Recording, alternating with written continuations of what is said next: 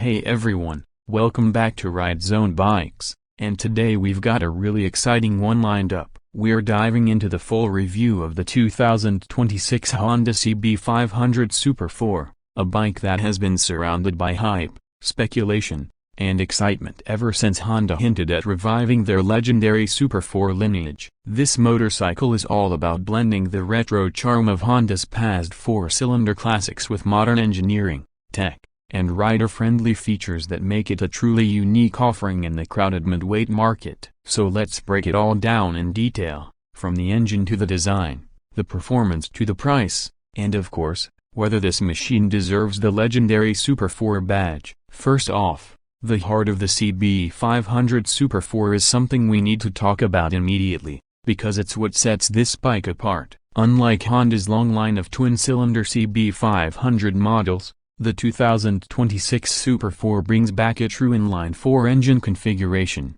It's a 502cc liquid-cooled inline-four with a claimed output of around 80 horsepower. For a 500 class machine, that is an incredible figure, putting it above most of its competitors in terms of raw numbers while still keeping it accessible to a wide range of riders. What makes it even more special is the way this engine is tuned. Inline-fours and smaller displacements are known for their smoothness, their rev-happy nature, and of course, that unmistakable high-pitched wail when you really wind them up.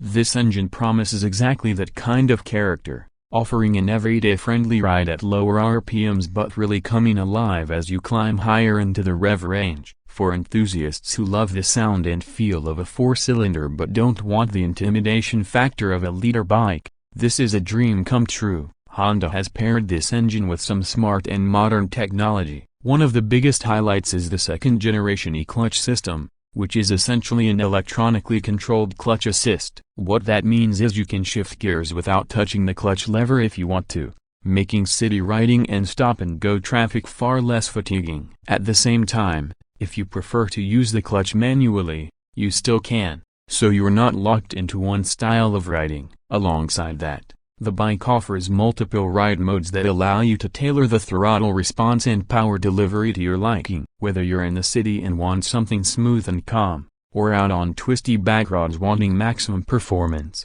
the CB500 Super Four adapts to your needs. This flexibility makes the bike suitable for both new riders stepping up into their first real performance machine and experienced riders who want a practical but fun middleweight. Performance-wise, the chassis setup looks extremely promising. Honda has given this bike a diamond steel frame for strength, combined with an aluminum swing arm that keeps the weight down at the rear. Up front, you've got upside-down forks, which are not only visually aggressive but also deliver sharper feedback and stability under braking and in corners. At the back, Honda uses its ProLink rear suspension, which balances comfort with sporty dynamics. When it comes to stopping power, they've gone all out with dual radial-mounted 4-piston Nissan calipers at the front and a strong 2-piston setup at the rear. Paired with ABS, the braking system should feel confident, progressive, and powerful enough for spirited riding. Now let's talk about handling. The combination of premium suspension,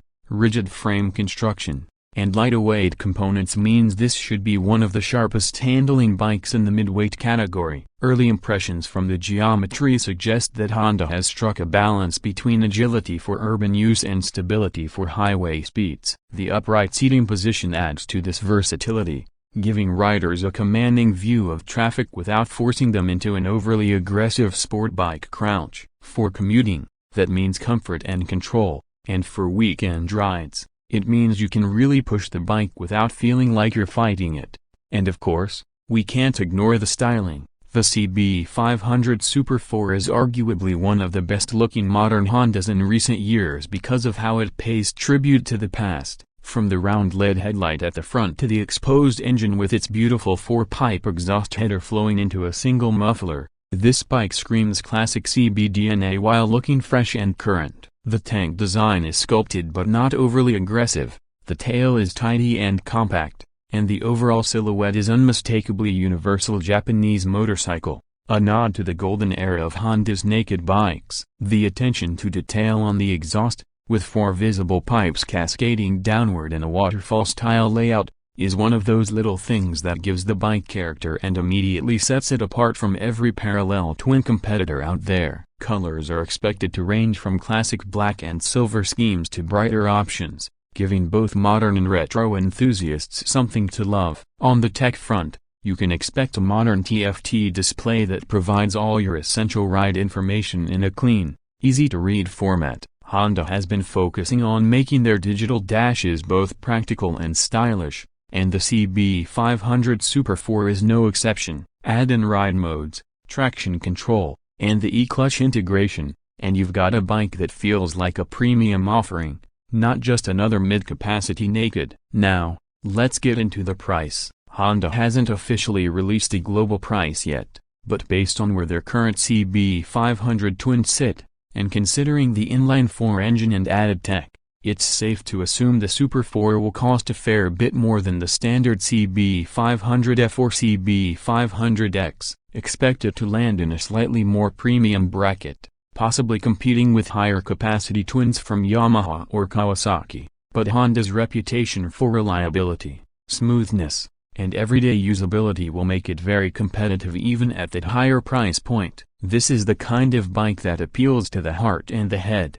offering the thrill of a four-cylinder without breaking the bank or overwhelming the rider. So what's the unique selling point here? In short, it's that Honda has built something rare in today's market: a middleweight inline-four. That engine layout alone makes it special, delivering a character and soundtrack you just can't get from twins or singles. Add in modern usability features like the e-clutch, premium brakes and suspension, retro-inspired design, and the reliability of the Honda badge, and you have a motorcycle that truly stands out. It's versatile enough to be your daily commuter, stylish enough to turn heads at bike meets, and engaging enough to keep you smiling on every weekend ride. In conclusion, the 2026 Honda CB500 Super Four is shaping up to be one of the most exciting bikes in its class. It's got heritage, technology, performance, and personality all rolled into one package. For riders who have been waiting for Honda to bring back the magic of their old four-cylinder CBs,